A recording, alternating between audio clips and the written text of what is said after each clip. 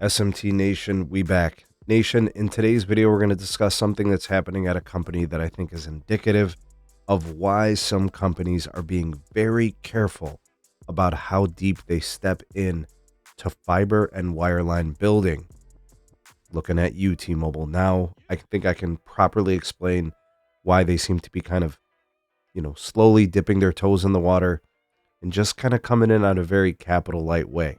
All right, so let's talk about that here in today's video.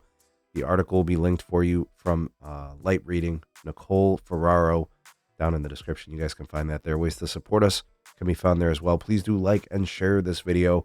If you're new here, subscribe. Turn on the bell notifications to never miss an upload. All right, folks, so the company's name is Altice USA. You guys have heard of this. Covered it here on my channel on multiple occasions. They have just indicated to the FCC that they will not be deploying high-speed broadband in areas for which they actually won RDOF dollars in auction back in 2020.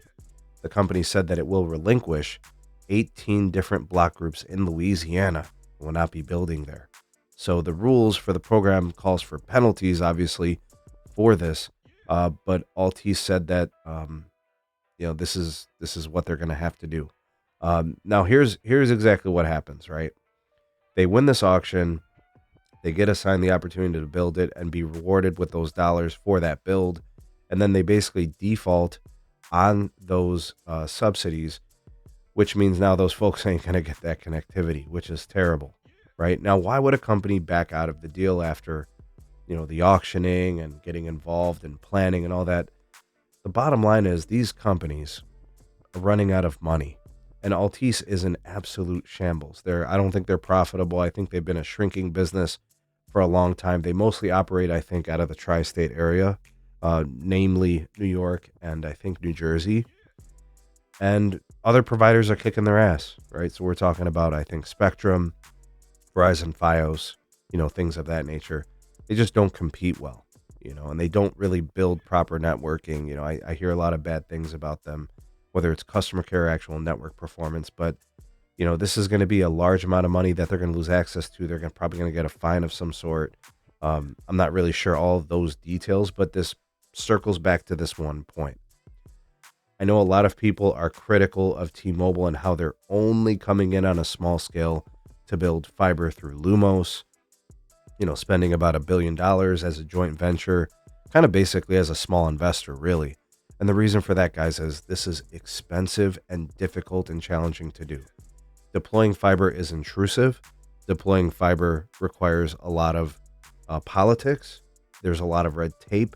There are obstacles that you wouldn't even imagine. It's a pain in the ass, and it's expensive.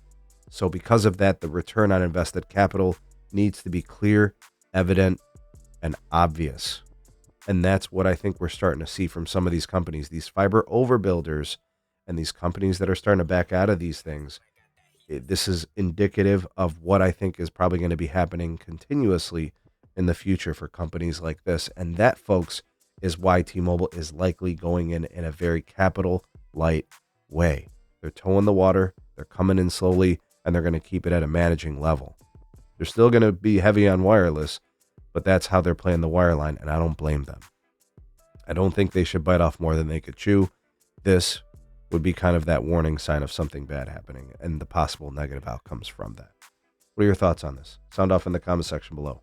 For the voice of the people, the SMT Nation, let your voice be heard.